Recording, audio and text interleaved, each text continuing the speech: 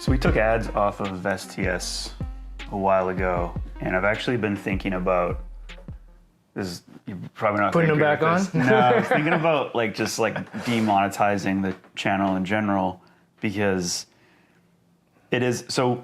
If we do that, we run the risk of, if a video actually picks up and does crazy well. Say we mentioned Storer, in a title, and it picks up and we get almost 1 million views or something. That's potentially, I don't know what 1 million views gets you, maybe a couple $1,000 in revenue that we'd be missing out on. But for us right now, the goal for the channel isn't to directly make money off of the channel. It's to kind of, I guess, promote ourselves, promote Origins, and some of the things that go on at the gym, and to provide value. We become experts in a couple different areas, so I think there's some value that we could provide other people who are trying to get into that. And then also, we just are going to have these conversations anyway, so yeah, we might as well record it so that others can listen in. And so the move to take it off of STS, because it's such a long record.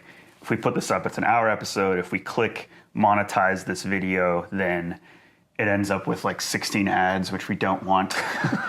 We could turn off some of them and make it so that it's fewer ads. But yeah, I mean, we don't have any real reason to monetize STS at the moment.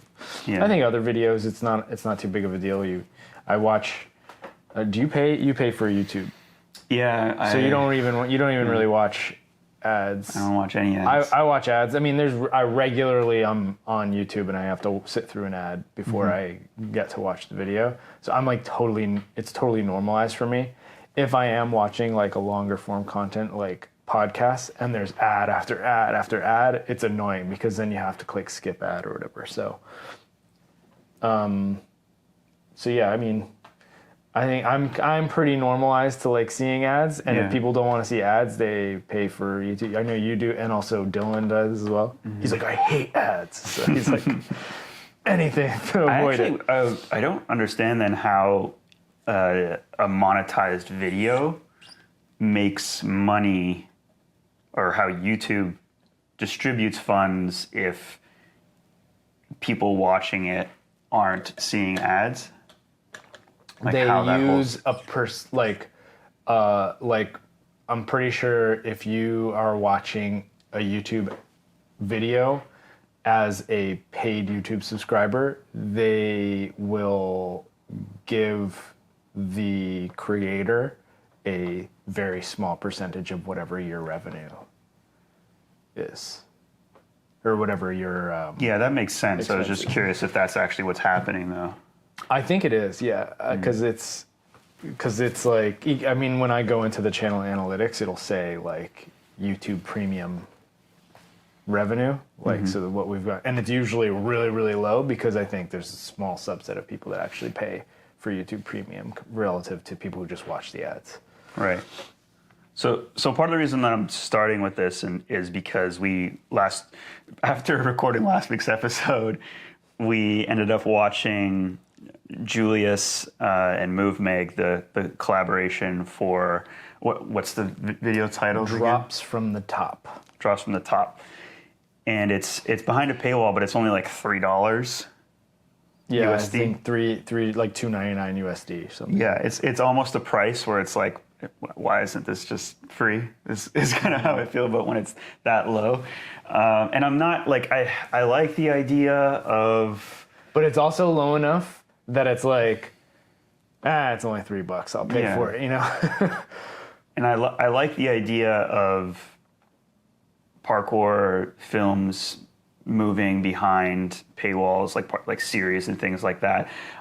For a long time, I had this idea that if I ever had a ton of money to invest in parkour, I would invest it in a streaming platform and try to get just a ton of basically.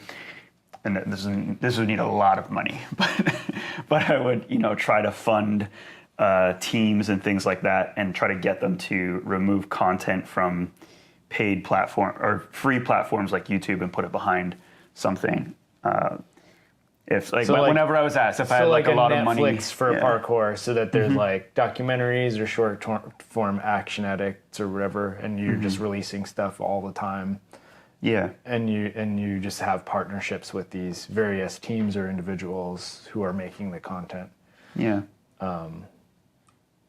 Yeah. And I think a lot of groups right now are onto that sort of theme. Like we've kind of heard things. I don't want to talk about specific groups or anything because I don't know what's actually confirmed or whatever. But this idea of making content and putting it behind some sort of streaming service or paywall or whatever seems to be catching on, but it's a bit weird because I think stuff like, and this is like an example for Julius's video, I don't know how well they've done on sales because his brand and the MoveMeg brand isn't super strong to be able to pull in a lot of sales. Whereas Modus, I think back in the day, like I got a quote from Giles at one point that I can't remember the exact amount, but I remember being impressed by it, by what he told me they did with Soul Destroyer. And so that's a brand that developed through Giles promoting it on YouTube and things, putting out content with what at the time was like a really good team of the athletes that he'd sponsored through Modus. And so people get to see it, and then they did a really good job of hyping up the videos. And Store could be equally as successful. Store could drop a video or a film behind a paywall right now and do really well because they're putting out free stuff all the time. They also have a paywall. And they have, Joiner. Join is like the YouTube Join is a paywall that they're putting up content literally every week to support. So kind of reflecting on ourselves and kind of reflecting on what people are doing, like I just wonder if, like, it probably doesn't bother people on our channel, like if we put up a tutorial or a short form video or something and it's, is monetized, but I wonder if we would do any better in terms of views if it wasn't, is I guess the question I'm kind of wondering, or if it even matters with YouTube. I think it's negligible. If I think it's, people are used to seeing ads on all the content that they watch. There's very few pieces of content that they're going to watch that just don't have ads. And if they don't want to see ads, they'll pay for YouTube Premium. Right. So now, like I said, the exception is for long form content where YouTube will automatically just generate like 16 or 20 ads for an hour long podcast. Like that makes a ton of sense to take those off. Take those off. Take those off. Yeah, I'm also just thinking about like the vast majority of wildly successful business speakers will talk about branding and monetization, talk about basically holding off on monetization for as long as possible.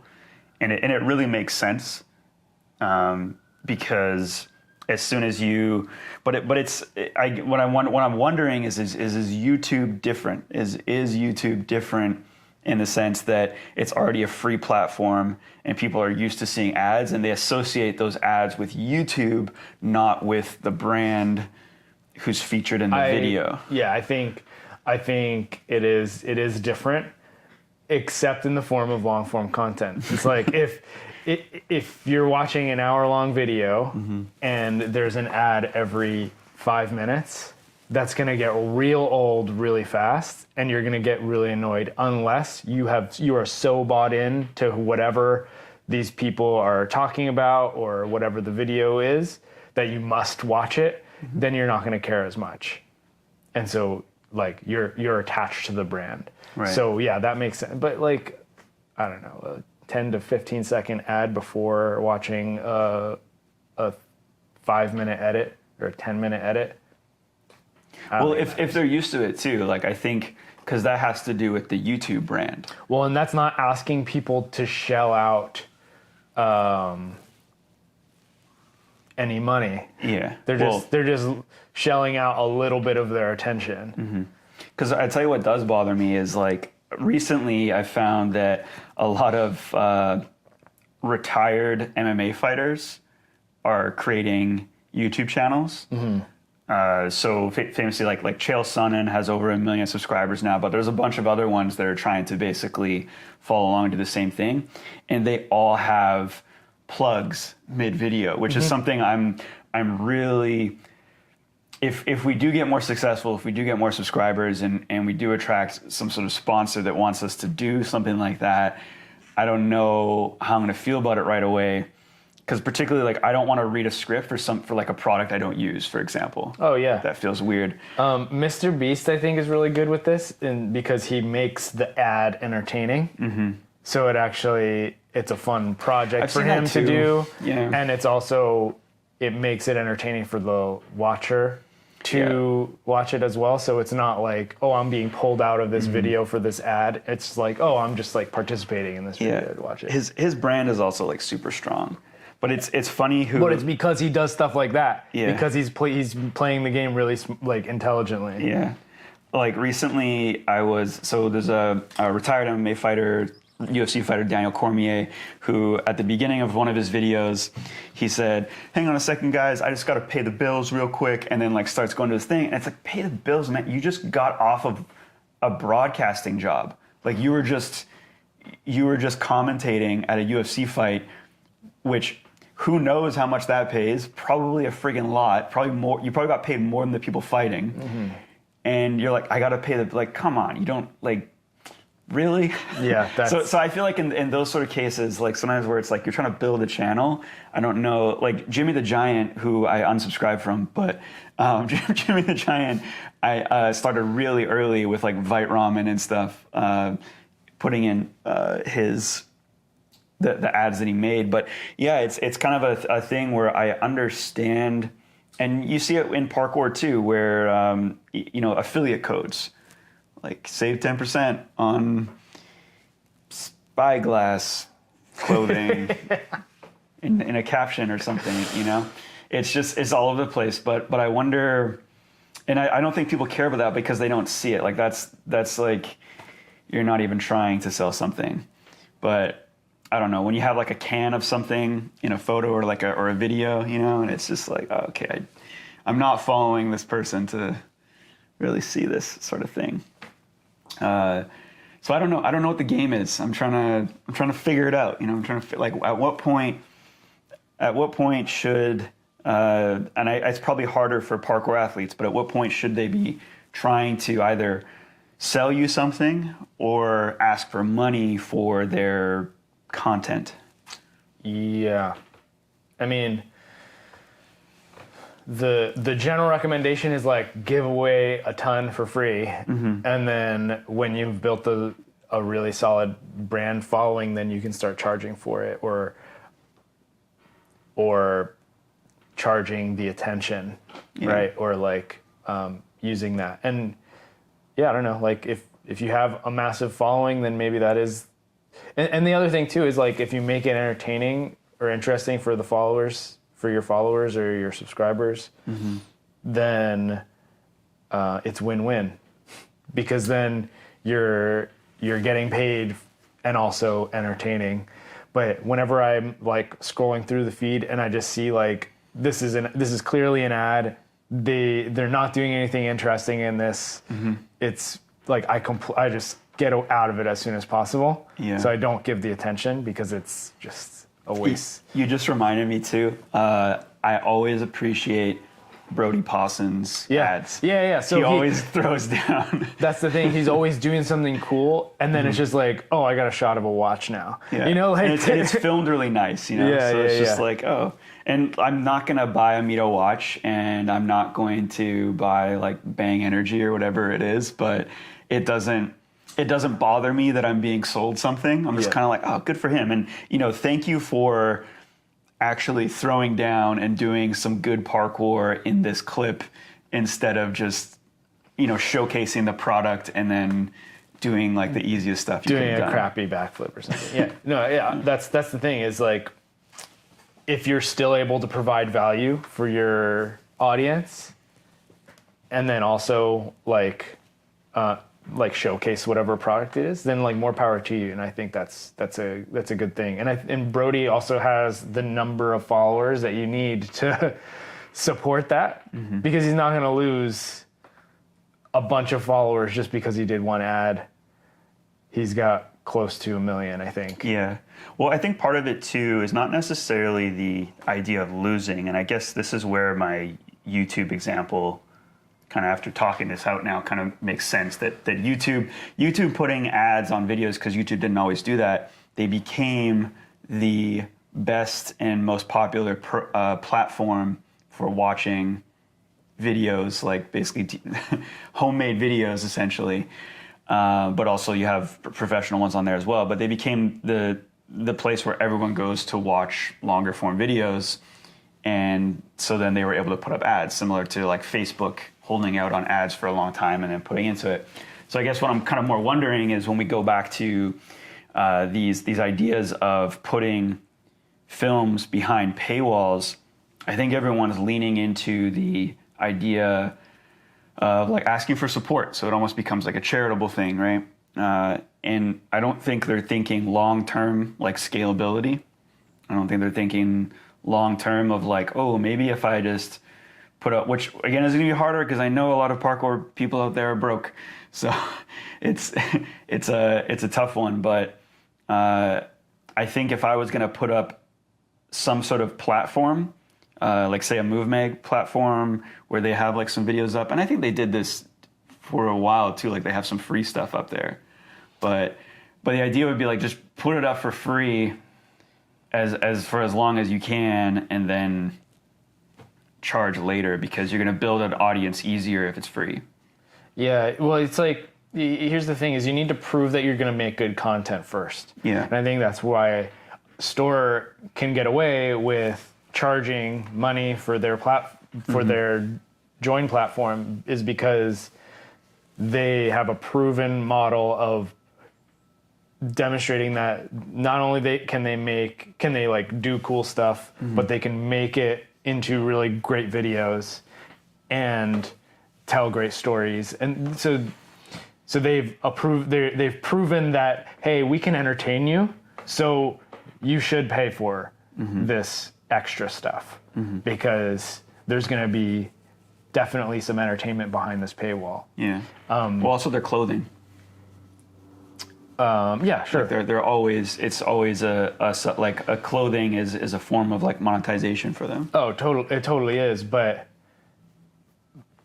I mean, I kind of want to frame this around just talking about like monetizing videos. Right. Yeah. Because if we go back to the example of MoveMag, it's like, yeah, all right, $3, sure, we'll easily like can afford that. I'm gonna pay for it to watch it. It's a 5-minute piece, so it's like, okay. But has MoveMag created enough free content that has entertained a lot of people to justify, like, do they have a strong enough brand around creation of content to justify charging for this other piece of content? Right. Or there's also like Point A. Point A. Like I don't want to just put. We're not trying to just Point A didn't even have any content before Queen City was released. That was their first release, and they dropped that behind a paywall. So yeah, I agree. And then they put out a free one recently, which funny enough I still haven't watched yet. The THC one? Yeah. Yeah, so Try Hard Collective. Yeah, that one was free. That's the funny thing about paying for something is you're definitely going to watch it. So yeah, I don't know. There's also that side of things where it's like paying for something makes you value it a little bit more. Yeah. But having said all this about MoveMag charging for this piece, I actually want to talk about the piece because it is good. Yeah. Like it's good, and like I definitely enjoyed it. There's things that I could say that I was a little bit frustrated by when I was watching it, but some nitpicks. But you also liked it. I really liked it. I really got into it. It was actually one, because we watched it together sitting here, and I still want to. We've talked about doing this with other videos before, and I think we have to do. I would love to sit down and do like a live reaction. Oh yeah, that would be a good one because it's short. Yeah, right? It's only 5 minutes. Well, Can't fake it now. Yeah, it's too late. All right, maybe the next one. So, But I was feeling things when I was watching it, so it did a very good job of that, of making me feel things, and I enjoyed the look into the process. I think we both agreed that it actually could have been longer. It actually, I don't know how much was cut out from the edit or from like the footage that was there. I don't know if you want to go straight into some of the nitpicks because yeah, I'll talk about it because what it is. Okay, so it was really good. I really liked the whole interview format of him talking about it. Nobody else is looking at this. Like it's this really hard, and they kind of explain why it's hard because it's a foot taller than all the rest of the levels. Am I giving this away? I don't know. I don't really care. So no, don't worry about it.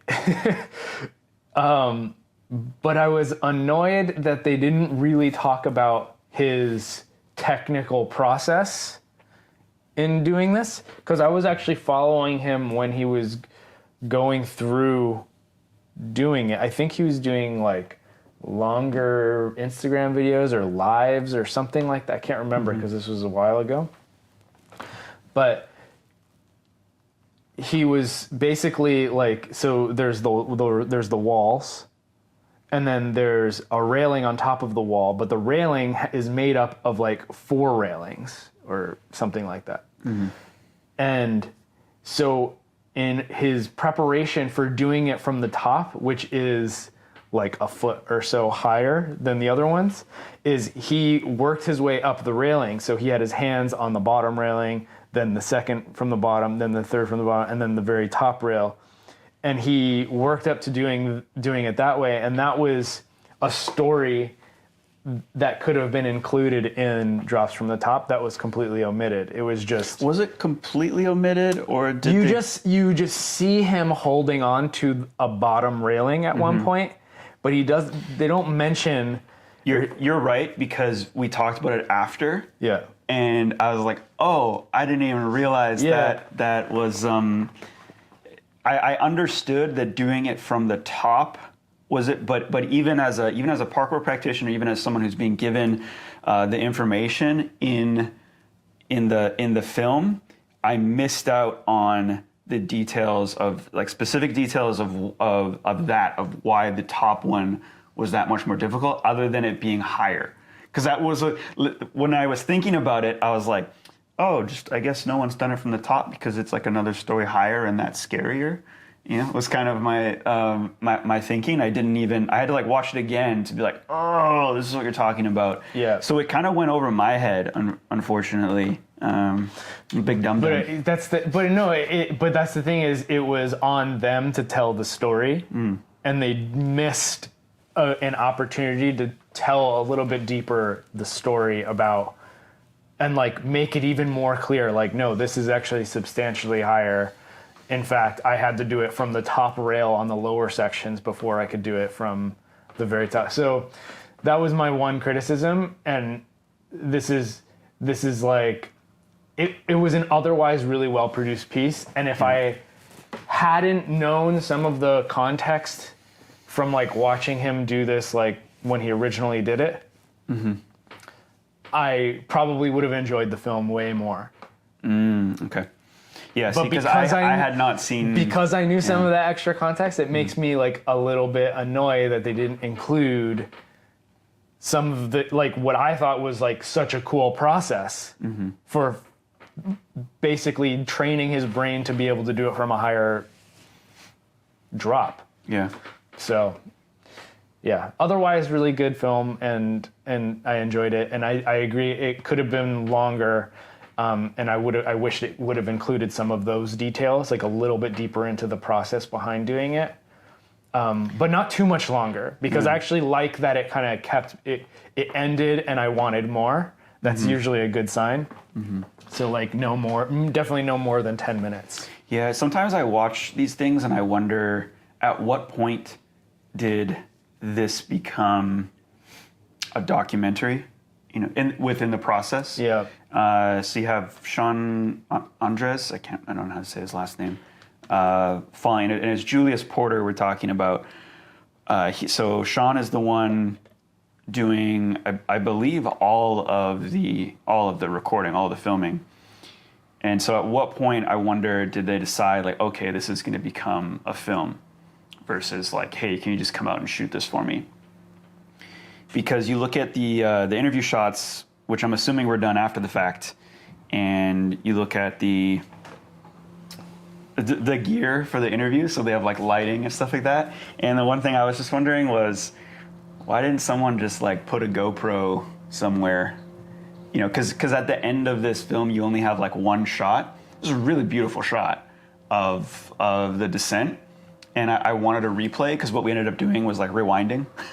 Yeah. You know, which you shouldn't have to do in watching a film. So, and that just could have been something, you know, you pulled to make it longer, maybe pulling some of, if Julius had even like phone clips to slice in, because they were already doing a lot of neat stuff with the edit also, some graphics and some stylistic choices with the edit. And I don't think it would have taken me out of it really to have like more visual aids to explain things.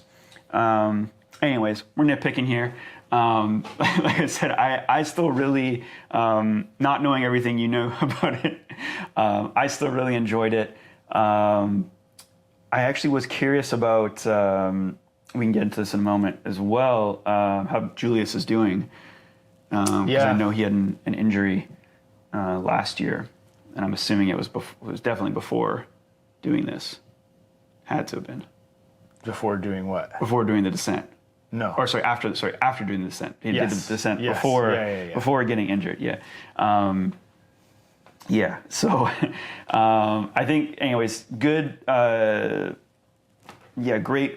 Great project. Great idea for like a project. I'm happy that someone is following someone doing a challenge like this, because these are actually the types of projects I want to see. I think things I didn't like about, if we already talked about point A for Queen City was not a big deal to me, because there was no real story of something to overcome in that. It was just, let's meet up, let's get these women meeting up to train and do some challenges. There was a challenge or two that had little stories in there, but nothing major. I think it's rare that a parkour athlete sets out to do something that requires multiple sessions to do, and that it gets documented. I think so much of parkour happens like in session, or like we even talk about with dive holes, with like the final like challenge you did. Had that been something where, like, let's say the day that you did it, let's say it didn't actually happen, and then you had to go back like multiple times, it's actually quite rare, because most people just don't want. I think a lot of parkour athletes will get like discouraged, or they won't see a path. But Julius clearly had a path to doing this, and it took multiple sessions to break down and get through. And I'm just multiple sessions for me to do that dive hole. Yeah, but I mean, there was like also like a big break in between. In between all of them, yeah. But I think a better example for you is actually the final ascent in Ascension 2. Ascension 2. Yeah. That took a long time, Yeah. and I was actively working on it a lot of, not the whole time, but there was definitely periods of like training just to do it, and then But if I think of other big projects like Capstone, I'm sure some of the challenges in Capstone were like multiple visit ones, but I know some of them were just like, you know, putting something on a list and then showing up and sending and sending, right?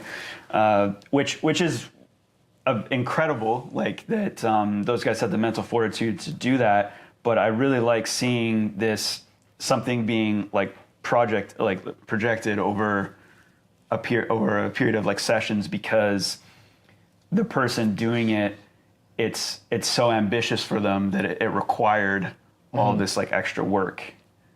Yeah. No, I think that, I think interestingly, Descents kind of ended up having this term associated, which is like projecting. Like, oh, I'm projecting this descent because it's going to take longer than just a single session. I'm going to have to go through a process of like breaking it down, learning the technique for it, and then ultimately building up to the top. Which is, it's interesting that it's taken so long. So this is actually what's so cool about this is that this is one of the original parking garages that were descended. Not the very first one, but one of the original ones in Colorado that Dylan Baker broke and basically thrust this technique onto the parkour scene. And I think it's really interesting that he never ended up doing it from the top. I wonder if he ever had ambition to do it from the top and then just didn't. But it's cool that Julius kind of picks up on this really like historical for parkour parking garage descent, and he is able to take it up to the like final form. See, now you're making me nitpick more. Because they could have included They could have showed some of the history of it. Baker in there. Yeah. Again, there's so much there's so much like more storytelling that could have happened. But still, for like what the piece was, it was a worthwhile watch. So I still really enjoyed it. But yeah, there's definitely more storytelling that could have been included that would have elevated it even more. Yeah. So, and maybe made it worth more than $3. Well, if it was longer, it would have been. Yeah, exactly. Yeah. So if you do plan on purchasing this for MoveMag, make sure to check your spam folder. Because they're going to send you a link, and you have to check your spam folder to potentially see it. Because I did. Because it happened to you, but it also happened to like a bunch of other people, I think. I thought I saw like MoveMag talking about it when they released it, that people were having trouble with it. So check your spam. Speaking of spam. Yes. Where are you going with that one? So how do we?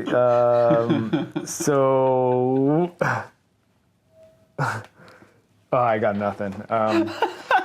I thought I was going to be able to come up with something, but Should I just jump into our next topic? Yeah, Should let's we do it. Okay, Let's cool. do it. Before we sat down today, I wanted to talk about kids. I'm back on working on Sundays again right now, which is it's all kids.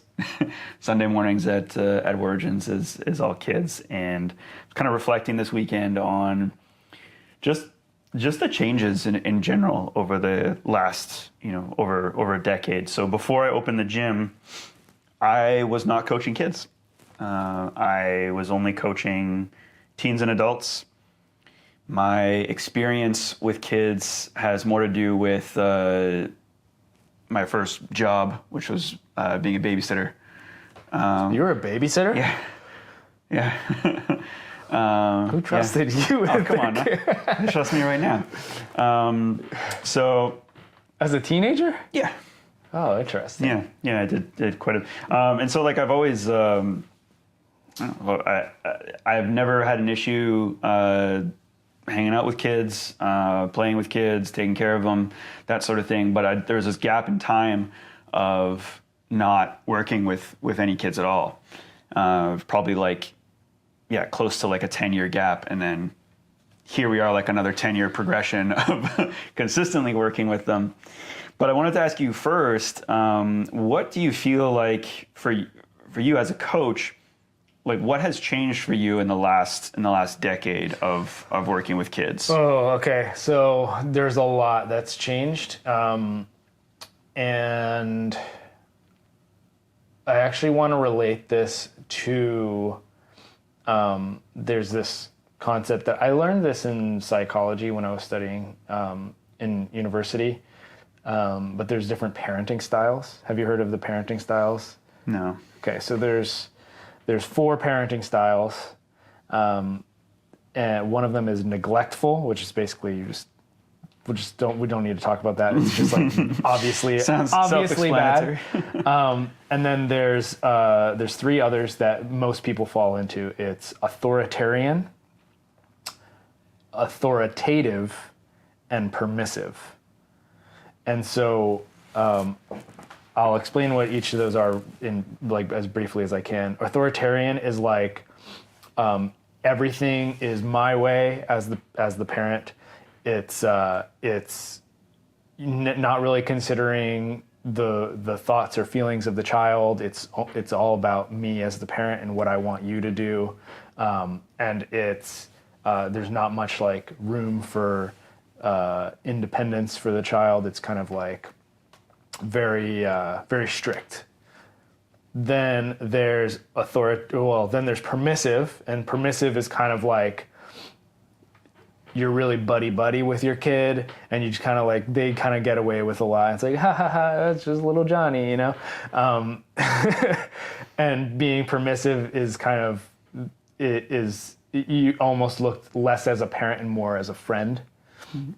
And then there's authoritative, which kind of blends the good things of authoritarian and permissive, but kind of without the badness of it, which is that you have like strict, clear guidelines for how your child is expected to behave, but the independence is valued and they're able to make decisions. And so a lot of decisions that are made for like between the parent and child, it's like a collaboration between the two, but the parent is kind of really driving the direction. It's like, okay, well, you could either do this or this. Not, what do you want to do, Johnny, as a permissive parent, or like, no, it's my way only as an authoritarian parent. Anyway, so. And where did I need to ask you, where did, like who came up with these? Bauman, I can't remember. It's some researcher. Person. Some researcher. See, I'm not super researched in this topic, but this is something I learned in school, and it was something that I related to coaching for myself, because early on I was very authoritarian. Like some of the first camps, I would like, hey guys, blah, blah, blah, you know, like bark orders at kids and like, no, don't do that. No, you can't do, you know, and I was very like, very strict about like, this is how you need to behave and why aren't you behaving this way? Mm-hmm. And then over time, I've tried to shift more into the authoritative kind of category, but I have found that even today, I'm not perfect. I'm like, sometimes I'll be a little bit authoritarian, sometimes I'll be a little bit permissive, but I'm trying to stay as balanced as I can in the authoritative category. And that's kind of the big shift, is that I'm trying not to be like I see this with coaching in general. It's like sometimes people are really like barking orders at people, and sometimes people are like, too permissive. I'm just gonna I'm just gonna talk to you as like if you're a friend, but you could kind of get away with a lot. And so I'm trying to like balance these two. Is like I want to value that kids, and they need to kind of have room to grow and be able to go through this process of kind of figuring themselves out, and I need to allow some of that to happen, while at the same time I need to make sure that they're behaving in a way that is in line with what it means to behave well in a class setting, or listen when I'm speaking, or not hit other kids or other you know, things like that. So I've found that trying to adopt a more authoritative approach to coaching has been really valuable, because it sees the child as a collaborator, but also establishes me as still being the authority figure. Mm-hmm. And there's times when I'm too friendly. Like, I'm like, oh, yeah, I guess you can do that. Oh, can I go in the foam pit? Yeah, I guess you can go in the foam pit. Or, you know, and then there's times when I'm too authoritarian, where it's like, can I go in the foam pit? It's like, no. It's like, why not? I just said so. Yeah. you know? And it's like, okay, so like where can I find the balance? And so that's been a big experience of growth I've had over the course of the 10 years, is to kind of notice when I'm going too far in one direction and kind of pull back to that more balanced approach. And so I like to think that now, well, I definitely don't bark at kids anymore. Although, when was the last time, I was going to ask you, because I don't remember exactly, but I'm pretty sure it was about 7 years ago for me was the last time I actually had to shout like across the gym at a kid. It's been a long time. Like it's actually been a long time since I've resorted to that. yeah. And it's interesting because I can remember like how it felt, because I used to do it like when we first opened the gym. It happened quite a bit. You see misbehavior. You see it happening again and again. I'm trying to teach a parkour class. Yeah. And why won't you do the thing that I want you to do? And yeah, I remember the last time where I had to just shout across the room, and it was so unnecessary, right? And I think I remember how I think it was in that moment that I decided to stop doing it. Yeah. Because it felt unnecessary. You get the whole room like, huh? Yeah. Because I don't know if people know this, I can yell. I can, when I need to, I can, I have like levels, and I'm usually like afraid to get to the max level, but the max level is, it's intense. I can yell. So yeah, I haven't resorted to that in like, I'm going to say like at least 7 years, since the last time I had to do that. And I don't think I ever really have to, because it's almost like you're choosing to make the situation like volatile, you know. And I can see times in life where I may have to yell, but at a kid who's just like climbing on something for too long when he's supposed to get back to the group, or even and then decides to throw something, or decides to really, because you have kids that are really going against you. Yeah. They're choosing to like really, like, I'm challenging you, but I don't know. It's almost like they've won. You know, I almost see it that way too, where like a kid has, if a kid's trying to challenge you and you lost your shit, they won. They won, yeah. Well, it's like, how do you feel in that moment?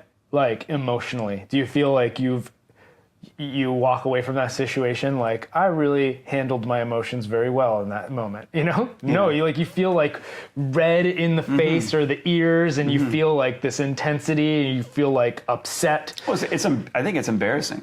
You feel embarrassed? Yeah, they're like, you don't win in that context. And I think also subtly the kids lose even more respect for you. I actually had a teacher in middle school, I think, who I actually liked. He was like pretty fun, pretty like nice teacher. I got along with him interpersonally, but one time he threw a chair in class, and then he's like, I guess I have to throw a chair for you to listen to me. And he was like clearly like flustered and like emotionally like upset and angered. And I remember in that moment I was like, woo, I lost a lot of respect for that guy. And as a kid, I remember thinking that I was like, that was unnecessary. Like, you could have done something better in that moment.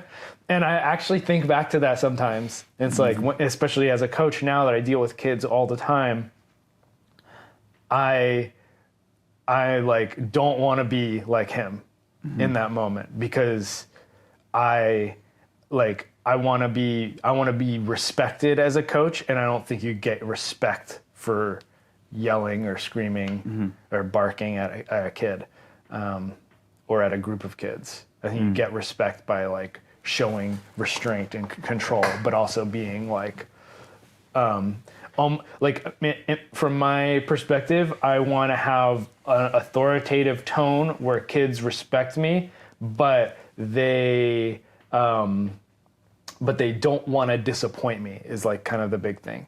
Is like if I'm saying something and they're kind of going against something that I say, and I kind of address it with them, I want them to be like, oh, yeah, I'm really sorry, like Coach Tom, like I don't want to ever make you feel disappointed in me. Like I want you to feel like I can be a better person.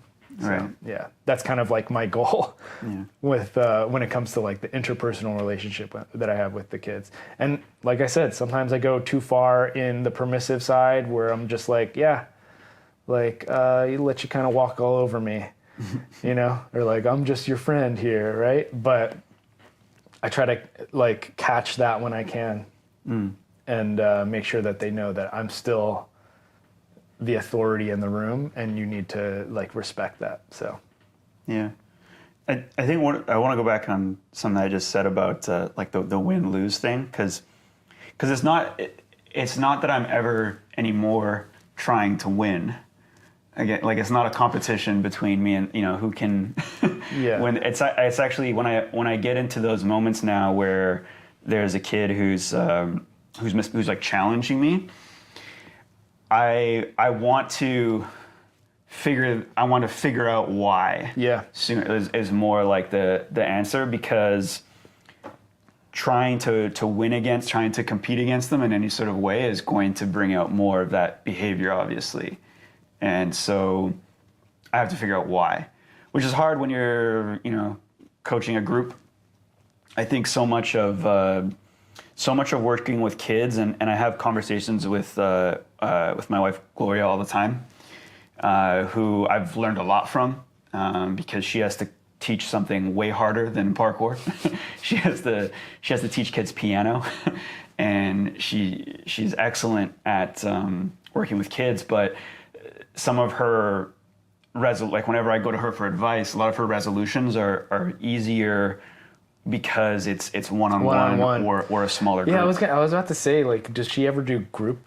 She does group theory, which is even harder. Okay. Than piano, because you're doing a group class where it's like study these scales and notes and ideas about music. Well, that makes more sense than the actual playing, though, because how do you you can't manage a group of kids where the goal is to make sounds and make sounds good?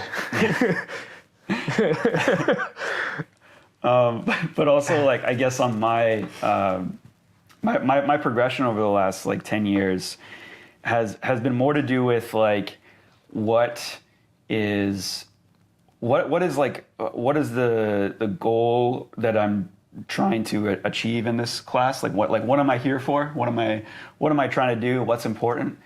And it shifted from, I think early on was I knew my expertise was in parkour technique. And so it's like, and that's what I was passionate about, right? And so it's kind of like shifting my expertise and shifting my passion, or shifting like what is going to be interesting for me. Because I'll fully admit too that sometimes I can reach a level of boredom coaching. Like if there's a point where, and it's kind of like where I'll really resonate with people taking a class, is it needs to be challenging for them, but it also needs to be challenging for me to be able to get the best class going, right? Yeah. Like the best class is going to be one where like I have to find ways as a coach to be fully engaged and fully challenged, and I have to make ways for the class to be fully engaged and challenged. But like I said, early on, it was all about my expertise is in technique. I enjoyed working with kids. Like I said, I had some history in it. It's like, cool, I get to work with kids again, okay, but how do I merge these two things? Because before that, like my experience working with kids was with neighborhood friends or relatives and like roughhousing and stuff like that, or or babysitting where it was just, play, what do you want to do? Cool, I have to like supervise you, and then we have to play and stuff. But now I want to teach you parkour. And you just want to play in this crazy gym, but I want you to do this technique right now. And we had this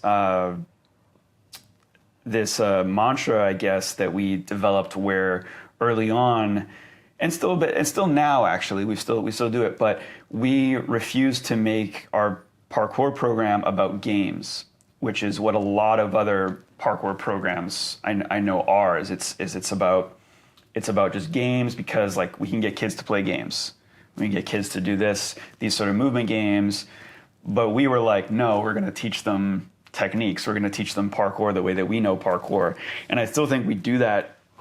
Well, we do. That's what we do outside of camps. Camps have a lot more games, but in terms of classes, it's still about teaching them the techniques. But what we had to start moving for is like, okay, how do we gamify the lessons? How do we, get kids to actually want to learn the techniques? Because they don't always want to just drill stuff. Like or rarely. It's very rare we get kids that actually want to drill stuff. It's usually they just want to do their own thing. So yeah, early on, it was my expertise is technique. That's also what I'm passionate about. I like kids, but these are going to be some weird worlds to merge together. And then I think along the way, at some point, I realized that there was like I had a deficiency there, right? Like that there was something not working, and so it started to shift as like a challenge, right? We're both parkour guys, so like challenge, yeah. Mm-hmm. Yeah. let's complete a challenge. But the challenge was more like, how do I make this more fun so that I can actually get kids to do it? How do we break things down more simply so the kids can understand it? And how do we keep kids coming back to classes? Because we would watch, like, I remember the craziest thing that happened with Origins was like this surge of kids coming into the program and having all of our coaches, including myself, having no experience coaching parkour to kids, but having this massive surge, and it's like, oh, we're not even trying, for the first like 3 years, we're not even trying, and kids are just showing up, and almost like no one, I felt like this vibe of like no one wanting to coach the kids either, where we'd have these massive kid classes show up, and everyone's just like, okay, how am I going to get through this? Oh God. So initially I didn't even want to coach kids. I was just like, because I don't know, I didn't like kids. Partially because I never spent much time with them, but like throughout, I had this like idea in my head that I just like, I really don't like kids. Like kids are just, I just don't want to hang out with kids. There's nothing about kids that I really enjoyed. And then I was just kind of like put into, all right, Tom, you're going to start coaching kids classes. And it's like, okay, I'll do it reluctantly. Over time, I've now grown to love kids, and they're like, it keeps me young, like it keeps me like, and it's been good, like practice interacting with a demographic of people that I never would otherwise. Kids are people, by the way. Like, I feel like we're often, like a lot of people will almost like treat them like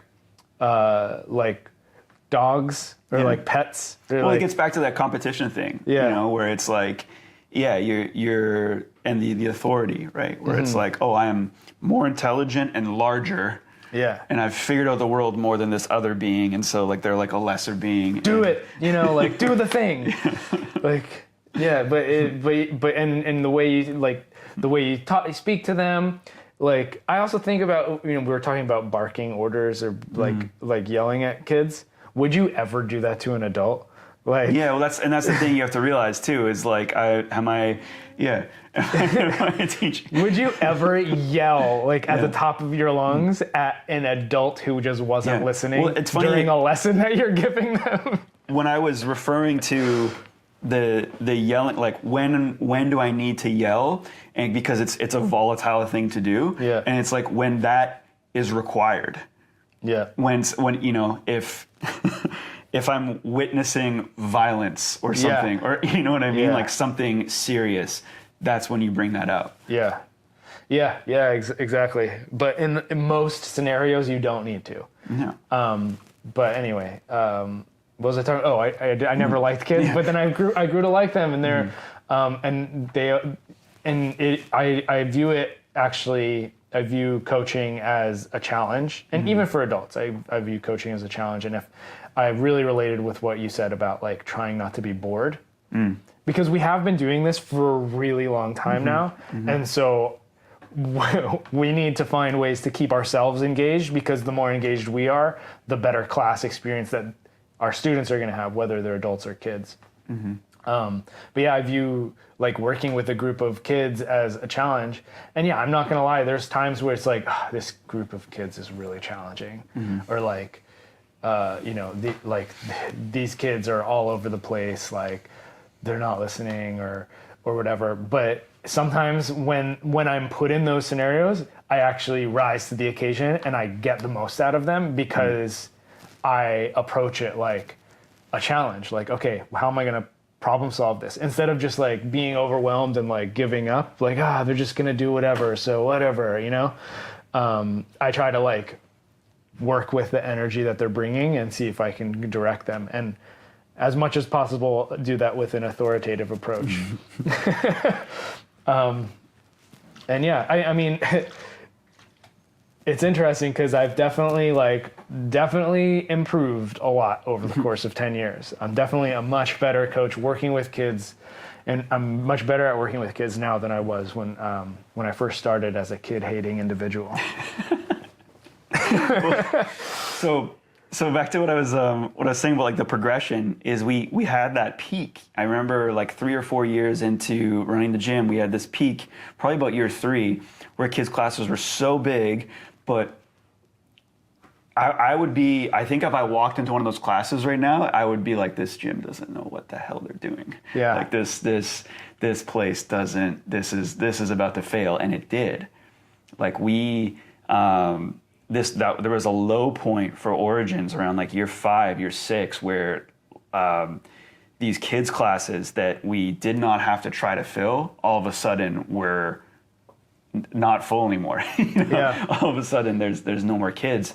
And I think it took that. I think it almost took us like hitting pretty much like rock bottom to realize that like a change needed to be made.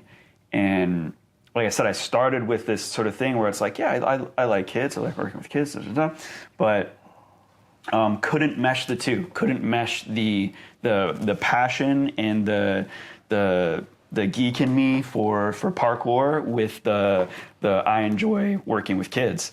And so I you know, things like started to change for me where I wanted to figure out, okay, like how do I get better at teaching them? And I started looking more into positive reinforcement, as opposed to like changing the way I spoke, changing the overall approach for that, and trying to be like more of a positive reinforcement being kind of like one of the first changes. But I think overall, like what started to happen is the idea for me was not necessarily to get like new kids in and getting them into parkour, is just getting them to enjoy the experience at the gym, which we also talked about with adults, right? Like we talked about it last week with kind of our goal with adult classes is like, can we get like an emotional win out of adults like early on when they come in? It's the same thing for kids. Because the other thing that, and this goes for like, because I know we have listeners that work at parkour gyms and that you know, are coaching and probably can relate to a lot of this stuff, is you're going to have kids that are just getting dumped off at this thing and have no idea what they're there for. Yeah. You know, we have it pretty easy because parkour is mostly fun. It's most kids want to jump and they want to do things. Until it gets too challenging and then they don't want to do it anymore. But it's mostly fun. It's not like sitting down and learning piano theory, you know. It's mostly like pretty easy to get kids relative to other things that they're doing to get them into it. But a lot of them show up having no idea what they're getting into. and that's another one of the challenges. And so Or they have a different idea of what Yeah. they're, you know, like they have an idea of what parkour is, and then we introduce it to them, and they're just like, Yeah. well, when are we going to do the real parkour? Yeah. Like, and it's like, what's real parkour? Like, explain to me what that is, kid. Yeah. Well, and I think that's also discovered like one thing that that you and I do. I've witnessed you do this a lot of times. Is like you identify the kid who doesn't know why he's here, Yeah. and then you ask them like, oh, what's going on today? Like, Yeah. what do you want to do? What are you Yeah. what are you here for? I don't know. I just Yeah. came here. Okay, well, calm down for a second. Your mom wanted you to be here, so Yeah. and you know. She's gone. She's not going to be back for another 45 minutes at least now. We're 15 minutes in here or more. Let's see if we can. I'm Coach Rene. Let's see if we can Yeah. make the most out of this situation. I think you might have some fun doing this thing over here. But yeah, a lot of the kids that are going to show up at your parkour gym aren't there for parkour, or they don't know it yet. And ideally, the ideal situation is, and that's the challenge now, is like, can we get these kids at least to enjoy the experience of being here and have some emotional wins, and then I don't even, it almost doesn't even cross my mind anymore that I need to, because we talked about this last week too, about getting people into the parkour culture, but I think that also takes like way more time. Oh, right? yeah. Like yeah. it's like, the first challenge is like, can I just get them to want to come back to the gym? Yeah. And then after that becomes like, that's, I mean, and that's relatively easy to do as long as they're coming in and having some fun in the space. Like it's literally a playground to Yeah. them, you know? So that's not too challenging to do, but we do want to see, we want them to have a varied experience as well, so that they're not coming and doing the same thing over and over and like not noticing improvement, or at least not able to notice improvement, which is why band exams were huge for like having levels, because we used to have like basically level 1 and level 2, which is like beginner and like basically intermediate. And there's nothing in between beginner and intermediate. There needed to be like a couple other steps for kids to notice, oh, okay, I'm actually improving. I'm like maybe grouped with a slightly better group next. Oh, now I'm like potentially like getting better than some of the other kids in this group. Maybe I have an opportunity to move up to the next group or whatever, so on. So, but yeah, in general, and some kids don't even really have that much of an ambition to like get that much better, but they still really enjoy coming. yeah. So, yeah, I mean, I can think of like some kids who actually are now in like teen adult program who they're getting maybe a little bit better, but they're basically kind of just coming because it's an activity that they enjoy coming to do. Right. And it's not necessarily, I must improve every time I'm here, or I must get the challenge every time I'm here. So that's the other thing too, is like kids will come because it's a social place. It's a social activity. Yeah. Or it can be a social activity. Yeah. So, something you just said too about like getting the challenge, which I think has actually been the final change that I've made to working with kids, which also was huge for working with adults. And it's something that I think becomes the hardest part about coaching in general, but very, very specific to parkour, which is identifying if a challenge is too hard or too easy. And I think this is the easiest thing also to mistake. So to have like almost like a Dunning-Kruger about, where coaches think like, oh, because particularly if you're a coach who like learns something instinctively, right? And you're like, oh, this is easy, and this kid's just misbehaving. And like the number one thing, like if you have an activity that is clearly inherently like fun to do, and every kid is doing it, and you have like 1 out of 8 kids not doing it, almost like every time, it's because it's probably actually too hard. for the kid to do. And sometimes it's too easy, but yeah, but it's not in the sweet spot. But I was going to get to that. But the funny thing about saying it's too easy, kids will tell you it's too easy, and it's not. That's right. You can't trust the kid to say it's too easy. You have to like actually identify it. So, but yeah, actually, I think a strategy for that is to like start with extremely low expectations and be like, all right, guys, we're gonna start with this one, and it's really easy, really, and then get them to do literally the easiest thing ever, and then you use that as basically a maybe don't say it's like really, really easy, but use that as like the benchmark of like where everybody's at, and then you can gradually add in other activities that are slightly harder, and then maybe like there's like a kid or two who are like really good at everything, then you can provide them like more individually with like challenges. Yeah. But yeah, it's like it's better to start down here and build up than to start up here and like realize this is way too hard and then have to backtrack. Although just make sure you do backtrack if you do that. Like you don't want to just like, all right, well, this is just the challenge. You're just trying this challenge and you're going to fail it repeatedly. Yeah. But I think with this is kind of like just something separate is with the misbehavior. That's what I found to be like number one is usually a kid is actually struggling with whatever the lesson is. It's embarrassing for them. They're going to express that it's the opposite of that. And it's tricky because with a kid, you need to identify that really early too. Like the timing is so, for coaching in general, cueing and just catching things, timing is crucial. But particularly with that sort of behavior, because I found when I catch it late and it's like, how do I navigate this now? Because I'm not going to get this kid to admit that this thing is too hard, right? And so we have to shift and depending on the situation, figure something else out. But it's also like true for adults too. You can have adults that don't want to necessarily misbehaving. Well, not misbehave, but like clearly having a bad time or like being avoidant, you know? Yeah. And not wanting to tell you what's up. And a lot of times it's because it's too hard. And there's almost like a trust that gets lost there too, where like, coach set me up to fail, Yeah. And so I don't want to do the thing anymore, and I'm having a bad time, right? And it's tricky because like you have to be, and that's where I think I've found actually a lot more.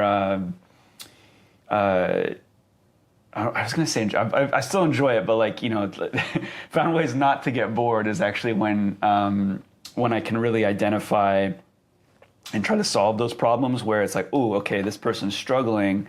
How do I approach this like the right way? Because people don't often want to be pointed out like, hey, you're sucking. No one wants to feel that way, right? And especially the kid who's misbehaving, right? It's like, I know why you're misbehaving because you can't do this right now. Yeah. So like navigating that has been like a really interesting challenge for me in the last like couple years. Yeah, I feel like I have a couple strategies for this. Is try to avoid this scenario altogether by starting easier, like underestimate the students, right? And then from there you can layer on challenge on top of that until you kind of like find optimal challenge points for everybody, or at least close enough. And then if you find yourself that are in a situation where it is already too hard for somebody, then it's don't like call them out in front of the group, but like pull them aside and see if you can get them to do a different activity, like change the task for them. I think that's a really good strategy because then it's like, it's like, I had an idea, like, here, I want you to try this, and make it like a really exciting alternative instead of like, that's not working for you, that's too hard. Come over here, I'll show you something easier. Instead of framing it that way, just be like, hey, I want you to try something. I have an idea. And then see if that, hopefully that hopefully you picked something that was easy enough for them to do for the second time instead of having 2 failed attempts at hard things.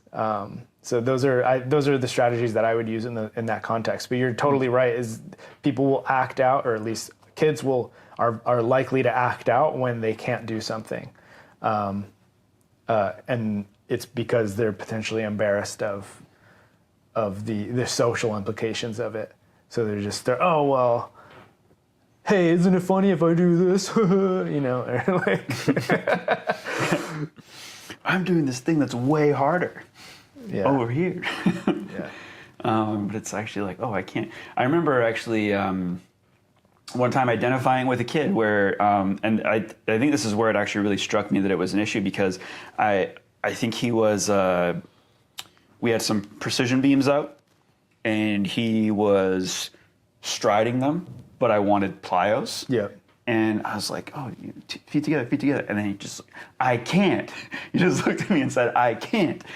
And that was like, oh, yeah. Is this the whole, you were goofing around on the last thing we were doing too. You were doing it incorrectly. Like, okay, I get every single time. It was illuminating. With you. Yeah. It's like, no, there's actually he was doing a different thing because he felt more confident doing that than the strategy that you were trying to get him to do. That's interesting, and that's a difficult word to deal with, right? When kids, just figure out, or not figure out, when kids come up with the idea that, oh well, I can't, and then it's like, how do you get around the I can't? How do you get around that word? Because they've already come to terms in their own mind that no, this is not possible for me. So, yeah. Do you have any thoughts around that? Around the quitting, I don't know. It almost like it depends like on the situation. Because I can't even, the story I just told you so long ago that I just remember it distinctly because it was a light bulb moment for me of why this kid was misbehaving. But I can't remember how I got him to actually do plyos in that scenario, other than some of the things that you've already kind of brought up, which is just changing the activity and breaking it down so that it's a little bit of mental trickery, where because with kids especially, like if they have it in their head like I can't, and then also they might have some pushback on doing something easier that's related to this. So I find like you have to do a bit of mental trickery to change the movement, but make them believe that it has nothing to do with the movement you were trying to do at times. Yeah. But yeah, I mean, it literally just changed the task for them, but sell it to them, right? That's the other side of it, is you have to sell it to them so that they feel like this isn't, I'm not being pulled aside because I'm underperforming. I'm being pulled aside because Coach Tom has something cool to show me, you know, and that's like an opportunity to grow. And it's also an opportunity to get better. And it's like, oh, actually now I'm starting to feel confident in doing the other activity. So yeah.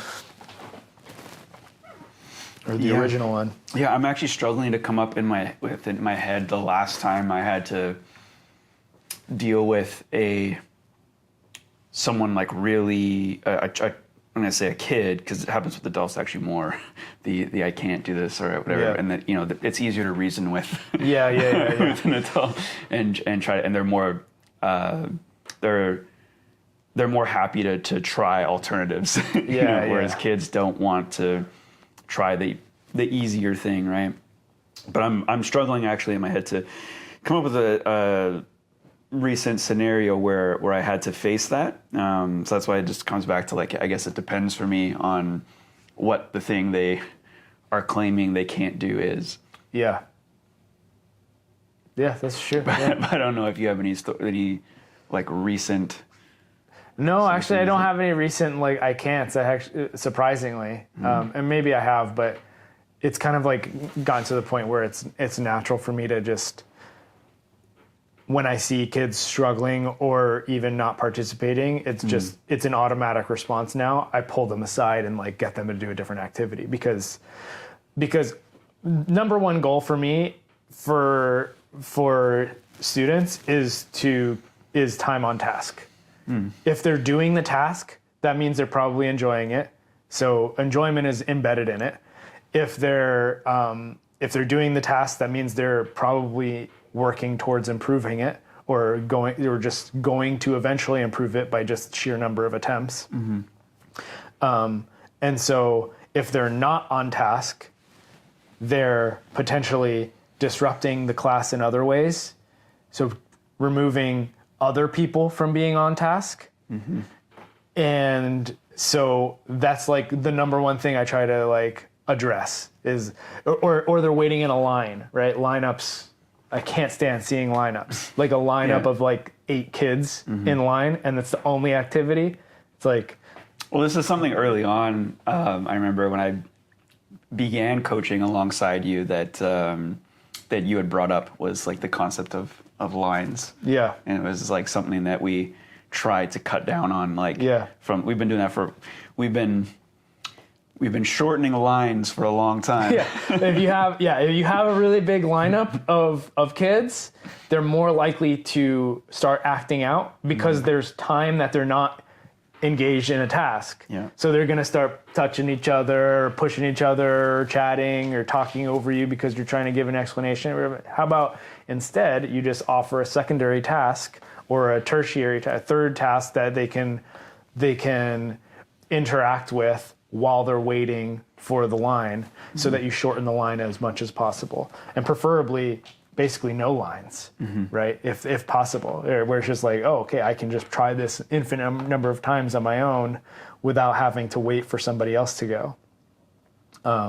So that's number one thing for me is keep them engaged in a task. And so if I do see somebody sitting out or starting to act out and not be on task, I have to address that immediately. And so it might be an I can't.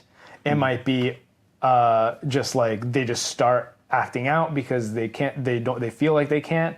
Or it might just be because it's boring. It's the opposite, right? It's too easy. Oh, well, I'm just going to sit down because I already did it. And it's like, oh, you already did it. Hey, here's a way to increase the challenge on the same task, or here's a different task that's going to be increased challenge. It's going to keep you more engaged and maybe keep you on task, right? So time on task is huge because, I mean, it might just be because they're tired. In that case, it's like, cool, rest. That's okay. But in the case that it's not, I'm tired, there's some other problem. There's a problem in the efficiency of your class that you can fix. And so that's kind of the way I like to approach it. Yeah.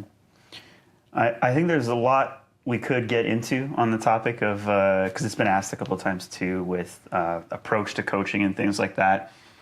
Today I just wanted to kind of get into like a bit of the progression with coaching kids, but we have been recording for a minute here, and I think we have to cut this one down so we can go get after some gains. But once again, thank you for tuning in to this episode of STS. If you have any comments or questions about things that we should be talking about in future episodes, please drop us a comment below. If you enjoyed this episode, please share it with a friend, and we'll see you next week.